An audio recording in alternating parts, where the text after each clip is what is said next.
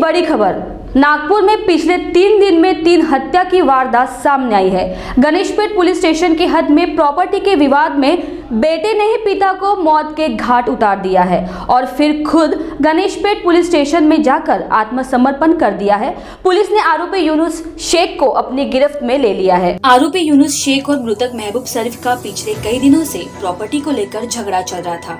मृतक महबूब, जो कि पिता है, वह गणेशपेट पुलिस स्टेशन की हद में अपने 4 बेटी और 2 बच्चों के साथ एक घर में रह रहा था। उसके 2 घर भी थे, जिसमें से पहला घर वह पहले ही बेच चुका है और दूसरा घर जहां वो अपने परिवार के साथ रह रहा है, वो भी घर मृतक ने 10 लाख में बाजू के व्यक्ति को बेच दिया है, जिसे लेकर कई दिनों से दोनों पिता पुत्र में तनातनी चल रही थी।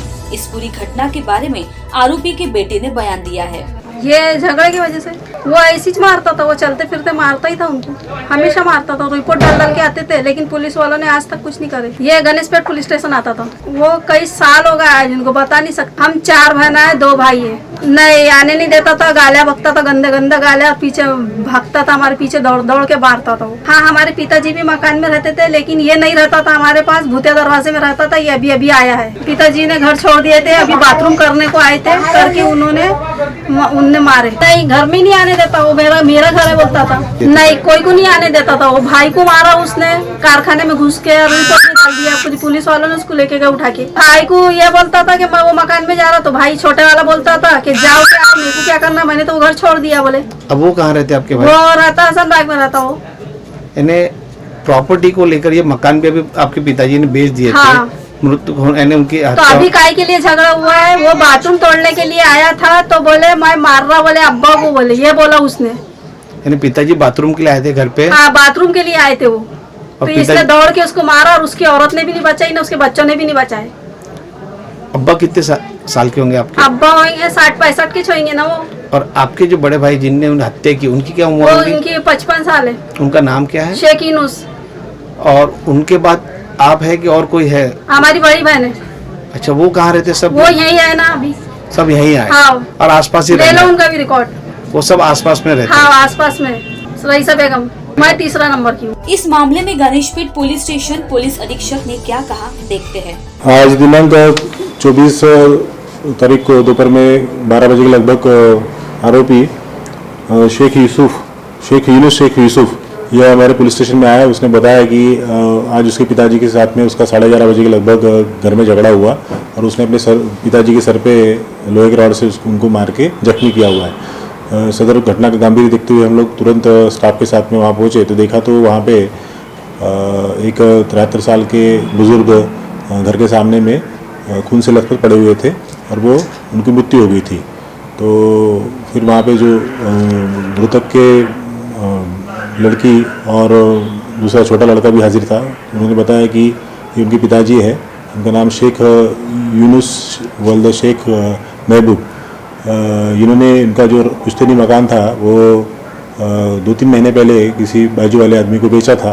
तो वो लड़के का कहना था कि ये मकान आपने क्यों बेचा और हम कहाँ रहेंगे। इस कारण की वजह से उनके हाथ में पिछले 2-3 महीने से उनकी अनबन चल रही थी। उसी के तहत आज झगड़ा हुआ और लड़के ने अपने पिताजी के सर पे लोहे के रॉड मार के उनको जान से मार दिया।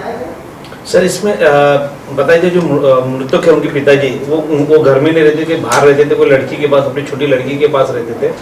हाँ, मृतक को 2 लड़के और 4 लड़कियां हैं। तो मृतक का उसके लड़के के साथ में हरदम वाद विवाद चल रहा था और कुछ महीने पहले से पिताजी को उसने अपने घर से निकाल दिया था और वो अपने लड़की की तरफ, कभी छोटे लड़के की तरफ या कभी और दूसरी लड़की की तरफ घर में रहते थे।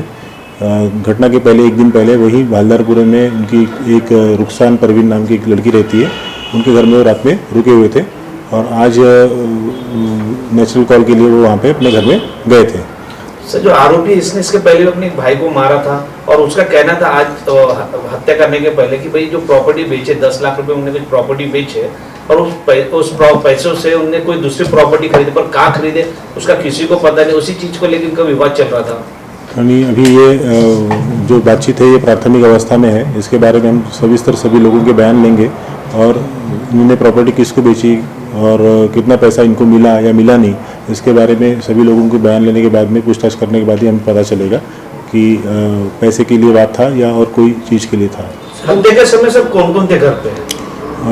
अभी प्राथमिक अवस्था में जो लोगों ने बताया है कि हत्या के वक्त जो आरोपी है उसकी लड़की थी, उनकी लड़की थी और मृतक की लड़की थी। उसी प्रकार मृतक जो आरोपी है, आरोपी की बीवी, दोनों बच्चे और घर के नज़दीक पास के जो नेबर्स थे वो लोग भी वहाँ पे हाजिर थे। सर उन्होंने अपने माँ को, वाइफ को, मतलब जो अपनी माँ है जिसने मर्डर किया है, उसने अपनी माँ को भी कुछ दिन पहले मार के कुछ निकाला था शायद घर से बाहर। हाँ, ऐसा वो मृतक की लड़की बता रही है कि पिछले 2 महीने पहले उन्होंने अपनी माँ के साथ में भी झगड़ा किया था। उसकी वजह से उनकी माँ उनकी बेटी की तरफ खरबी में रहने गई थी। जो मृतक क्या काम करता था सर, और जिसने मारा वो क्या काम? मृतक 73 साल का बुजुर्ग आदमी है, वो कोई काम धंधा नहीं करता था, मगर जो आरोपी है ये वेल्डिंग का काम करता है, फैब्रिकेशन का काम कर रहा है। गनीमत है कि पिछले 3 दिन में यह शहर में हत्या की तीसरी वारदात है। ऐसे में शहर में अपराधियों के हौसले बुलंद है, यह इन घटनाओं से साबित होता है। ऐसे में शहर के कानून व्यवस्था पर भी सवाल खड़े हो रहे हैं। कैमरा पर्सन वीरेंद्र के साथ रितेश बोरकर और प्रकाश शुंकलवार, महाराष्ट्र टीवी 24, नागपुर।